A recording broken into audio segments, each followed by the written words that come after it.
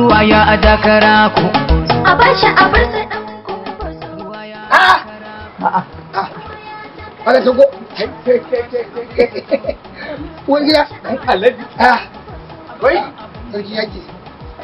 sarkin yaƙi. Na'am. Yanzu kai damuna ta wuce, rani ya wuce, baka tashi dawowa ba sai yanzu. To mai da kai. Zaɓen gani ba sabbuna. Ciyaman ɗin Kumbotso. Ka ina can kawai aka ce an ba mai gidana gani ba sab rukon ciyaman ɗin Kumbotso. Ni to zama bai kawo ni ba dole in da a yi zaɓe da ni. Labari ya yaɗa a duniyar ranka da kaf. Na'am. Yanzu Galiba Saf shi ne ciyaman ɗin Kumbotso. Allah ya ga Allah amince. Mu al'ummar sheka da ranka da kaf kewayen Kumbotso kuma ya ji daɗi. Alhamdulillah. Kuma albishirinka. Goro. Injiniya. Sanata. Muhammadu Rabi Musa. Dr. Muhammadu Rabi Musa Kwankwas. Ya ƙare wa 'yan takarkarin nan kallo. Na'am. Ya kalli 'yan ɓangaren adawa.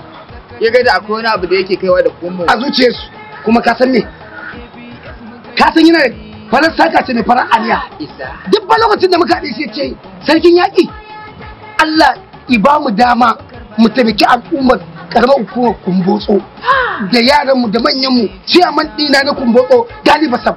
To gashi Allah kawo lokaci. An ɗora ƙwarya a gurbin. Wannan gaskiya. Kuma bayan wannan jagora mai Allah sai ya ce to Galiba Sab a gefen ka na dama ga Honorable Abubakar Balashi je ka rike min sakatare na karamar hukumar.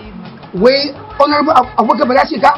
Na mu je da na sani. Na mu je. Wai shi ne sakataren local government? Dan mu sarkin hakuri. Allahu akbar. Giwa kin take raƙuma. Ka ce da yanzu Kumbotso ta dinke tsaf. Tuwo na mai na. Ai baban Allah dole na su. Tunda ake zaɓe da na zaɓi Rabi'u Musa Kwankwaso. Na zaɓi Abba Kabir Yusuf.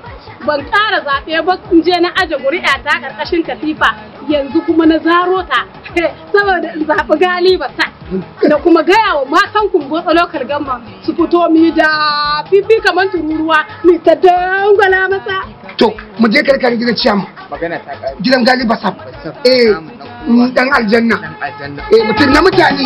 mata ba su jari